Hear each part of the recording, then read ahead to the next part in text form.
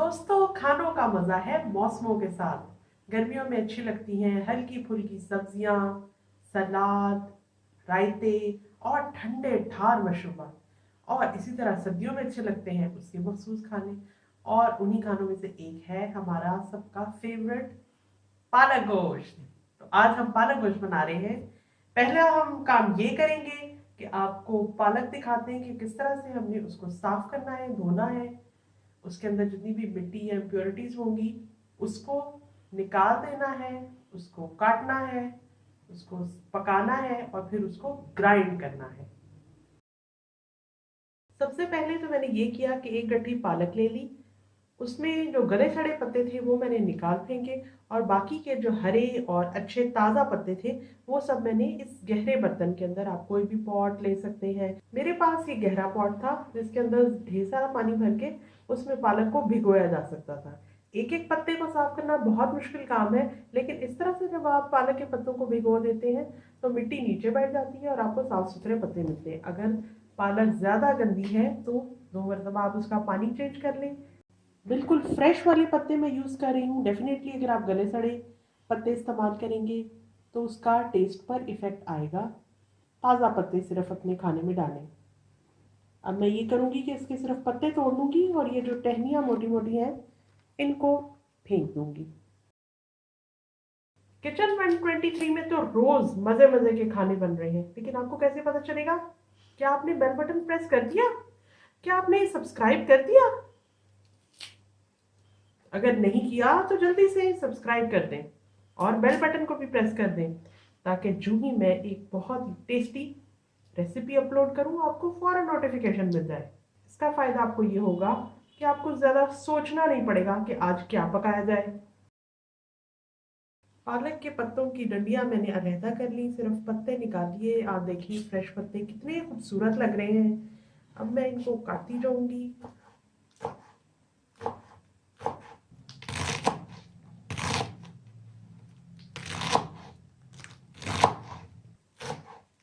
कोशिश करूंगी जितना बारीक हो सके। बाद में हमने इसको ग्राइंड भी करना है ताकि सालन के साथ एक स्मूथ किस्म की ग्रेवी बने। और जो हम सालन बनाएंगे उसको भी हम भुना भुना रखेंगे, क्योंकि वो जो बहुत ज़्यादा रनी सा सालन होता है वो एक आइडियल पालक गोश्त नहीं होता।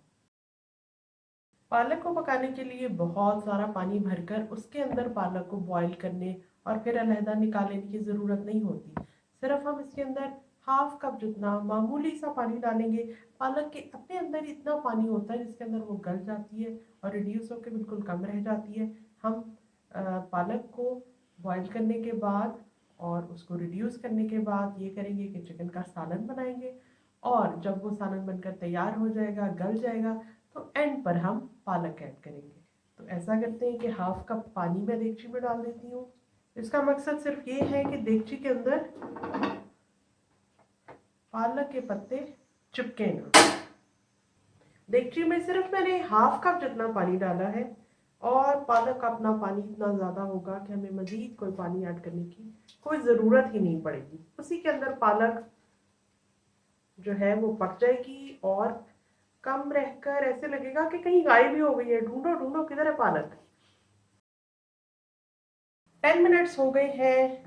ढक्कन हटाते हैं, चूल्हा बंद करते हैं और देखते हैं कि पालक की क्या कंडीशन है। जैसा कि मैंने आपको कहा था कि जब इसका पानी खुश्क हो जाएगा तो पालक बस इतनी सी रह जाएगी। और ऐसा ही हुआ है। पालक जो है वो अपनी स्टीम के अंदर गल चुकी है। अब इसको हम थोड़ा सा ठंडा होने का इंतज़ार करेंगे। अगर हम गरम गरम ग्राइंड करने की कोशिश करेंगे तो वो एक डेंजरस काम है। तो थोड़ा सा पेशेंस और मिलते हैं जो ही ये ठंडी होती है।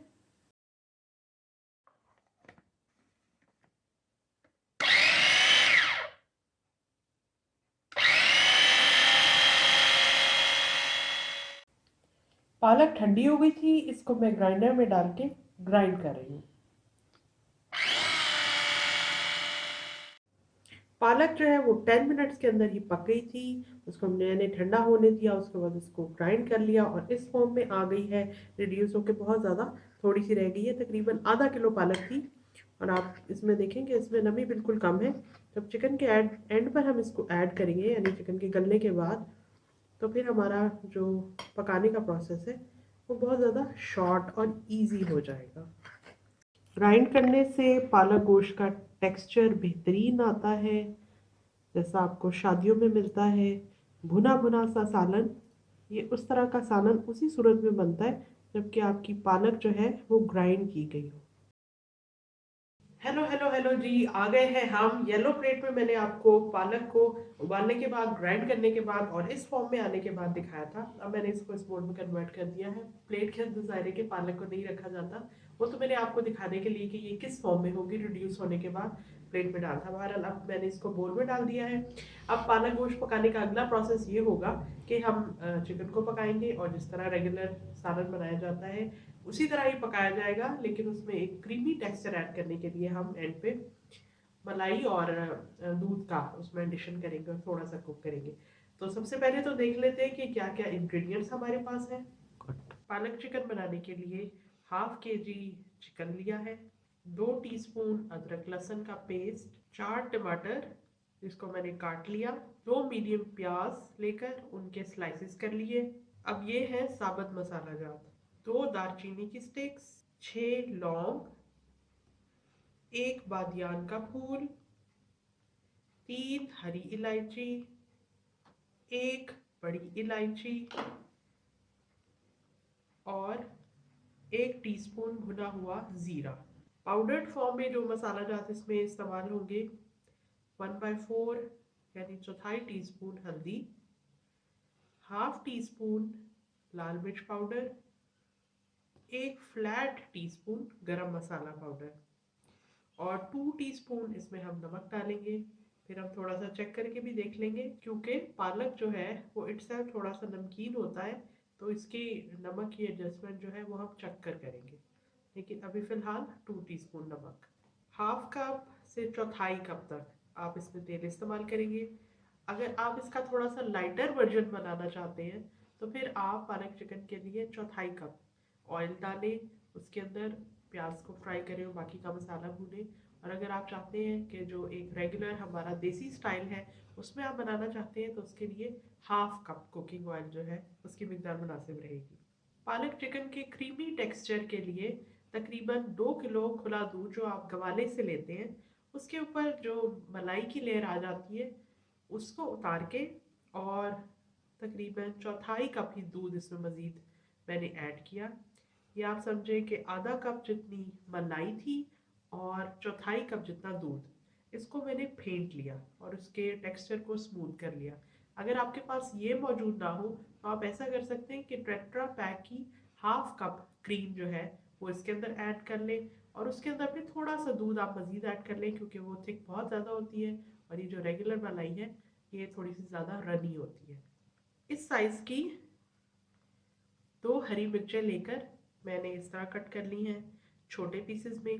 पालक चिकन हो या कोई और इस तरह की चीज़ जिसको हम ग्रीन्स में ऐड करते हैं, इनका जायका हरी मिर्च के साथ बहुत ही कमाल का बनता है। तो मैंने जितनी ये 2 हरी मिर्चें इसमें ऐड की, अगर आप हल्की खाते हो तो इससे बेशक इसे थोड़ी कम रख लें। अगर आप तेज़ शौक से खाते हैं तो आप 3 हरी मिर्चें भी इसमें डाल सकते हैं। 1/2 कप जितना ऑयल मैं इसमें ऐड कर रही हूँ। ऑयल थोड़ा सा हीट हो जाए उसके बाद ये जो मेरे पास साबुत मसाला जाता है जीरा के अलावा वो सब मैं इसमें ऐड कर दूंगी, ताकि उनकी फ्रेग्रेंस जो है वो कुकिंग ऑयल के अंदर इन्फ्यूज हो जाए। पॉपकॉर्न वाला बुला रहा है कि जाके इससे थोड़ी सी पॉपकॉर्न ले लिए जाए, लेकिन इस वक्त मैं पालक चिकन पकाने में मसरूफ हूँ। अभी इतना हीटअप नहीं हुआ ऑयल, फ्लेम थोड़ा सा हाई कर देती हूँ।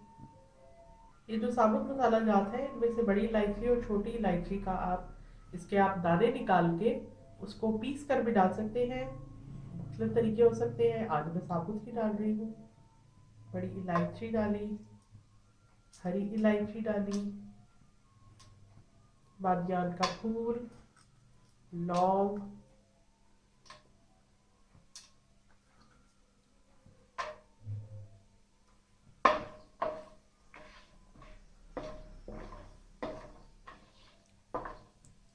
इसका अरोमा हमारे कुकिंग ऑयल के अंदर जब ऐड हो गया तो अब हम इसमें प्याज भी ऐड कर देते हैं।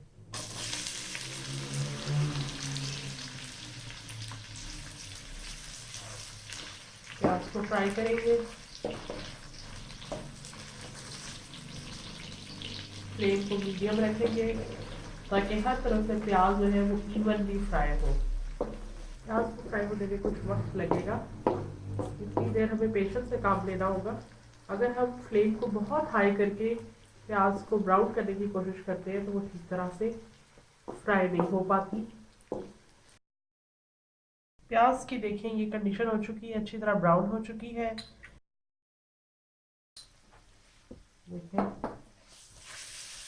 अदरक लहसुन और इसी के साथ ही ये खुश्क मसाला जात और नमक भी इसी स्टेज पर मैं ऐड कर दूंगी। हल्दी, लाल मिर्च पाउडर, गरम मसाला और नमक।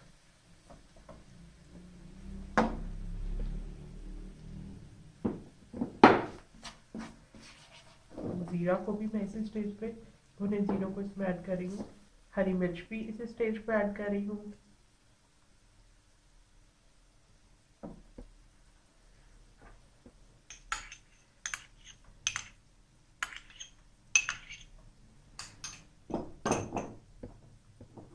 और इसके बाद टमाटर भी।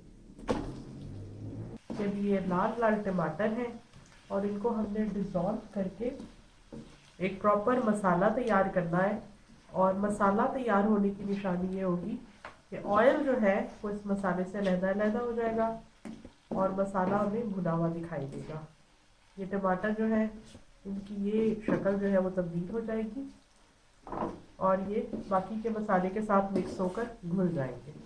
इस स्टेज पर मसाले को भी लगातार भुनाई की ज़रूरत होती है और हिलाते रहने की ज़रूरत होती है ताकि अच्छी तरह मसाला भुन सके। और कहीं से, चाहे आप नॉन स्टिक बर्तन में पका रहे हो या अपनी रेगुलर देगची में पका रहे हो, मसाला कहीं से जले ना, क्योंकि उस जले को, उसके टेस्ट को सही करने के लिए आप चाहे 1000 टोटके कर लें, लेकिन उसकी वजह से डिश का टेस्ट जो है वो ख़राब हो जाता है। मसाला हमारा अच्छी तरह भुन चुका है। टमाटर जो कि बहुत ही फ्रेश थे, बहुत ही जूसी थे, इस वजह से हमें कोई एक्स्ट्रा पानी इसमें ऐड करने की ज़रूरत नहीं पड़ी। बगैर पानी के ही मसाला भुन गया। लेकिन जब भी आप मसाला भून रहे हो तो पानी को अपने साथ हैंडी ज़रूर रखें ताकि जब भी ज़रूरत पड़े आप 1-2 टेबल स्पून इसके अंदर ऐड कर सकें। और दूसरा ये कि खुले मुँह का बर्तन इस्तेमाल किया है तो इसमें भी भूनना आसान हो जाता है। अब भुने हुए मसाले के अंदर मैं चिकन ऐड करती हूँ। अब इसको मिक्सिंग चिकन के साथ करनी है मसाले की। अगर आप थोड़ा सा भूने बगैर इसको चिकन के अंदर पानी ऐड कर देंगे तो जो चिकन पीसेस हैं तो भुने भुने नहीं होंगे। तो छोटे छोटे पॉइंट्स का ख्याल रखना ज़रूरी है।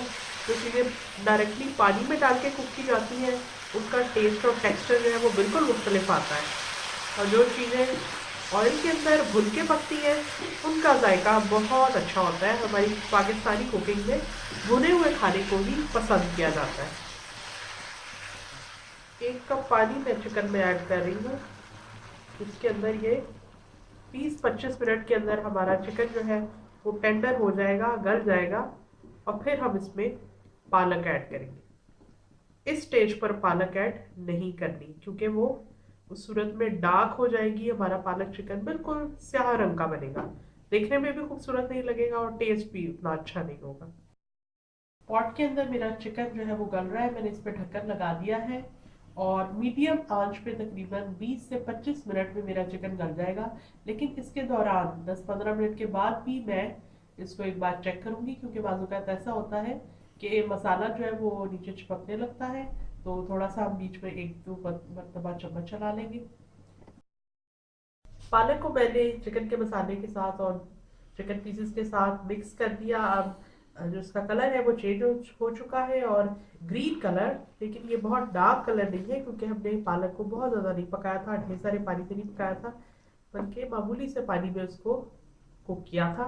तो बड़ा खूबसूरत सा एक पालक का कलर हमें दिखाई दे रहा है। अब इसके अंदर ये मज़ीद मलाई और दूध का मिक्सचर जो है जिसको फेंटा हुआ है ये मैं डालती हूँ। अपने पालक चिकन को क्रीमी फॉर्म में कन्वर्ट करने के लिए मैंने इसमें मलाई और दूध ऐड किया। अब ये सारा मसाला जो है वो भुना हुआ है। अगर आप इसमें बहुत ज़्यादा पानी ऐड कर देंगे तो फिर वो जैसा आइडियल पालक गोश्त होना चाहिए उस तरह का बनकर तैयार नहीं होगा। और मलाई का ये है कि अगर आप इसको बहुत ज़्यादा देर तक पकाते रहें तो ये कन्वर्ट हो जाती है देसी घी में, और वो देसी घी जो है वो सालन में लहदा लहदा होता है, वो मसाले के अंदर इस तरह से मिक्स हुआ नहीं होता, आपको वो स्मूथ टेक्सचर नहीं देता। जैसे आप ये देखें, इसको बहुत देर तक नहीं पकाएंगे, ऐसी कोशिश करेंगे कि चंद ही मिनटों में बस ये मिक्स हो जाए। अगर आपकी क्रीम या मलाई बहुत ज़्यादा थिक है और आपको ऐसा लग रहा है कि मसाला बहुत ही ज़्यादा कॉन्सेंट्रेटेड हो गया है, बहुत थिक सा हो गया है, तो आप उसमें थोड़ा सा पानी भी ऐड कर सकते हैं। चूँकि मैंने टेट्रा पैक वाली क्रीम इस्तेमाल नहीं की बल्कि आम खुले दूध की मलाई इस्तेमाल की, इसलिए मेरा जो मसाला है जो पालक और मलाई के साथ मिलकर तैयार हुआ है वो बहुत ज़्यादा थिक नहीं है, दरमियानी इसकी कंसिस्टेंसी है। ठंडा सा होने के बाद इसको मज़ीद थिक होना है और इतना ही इसको भूनना काफ़ी है। क्रीम अच्छी तरह मिक्स हो चुकी है और हमारा मसाला भी भुना भुना तैयार हो गया। तो डिश आउट करते हैं। हमारा पालक चिकन बनकर तैयार हो गया है, देखने में भी बहुत खुशनकल लग रहा है और खाने में भी बहुत टेस्टी है। अब ये आपकी चॉइस है, तो चाहे तो बॉइल्ड राइस के साथ खाएं, रोगनी नान के साथ खाएं, घर की चपाती के साथ खाएं या खमीरी रोटी के साथ खाएं।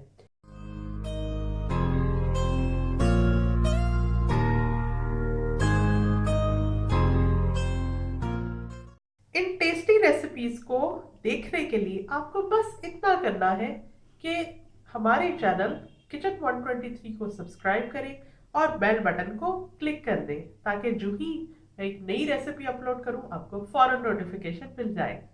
मैं आऊंगी कल एक और टेस्टी और क्विक रेसिपी के साथ।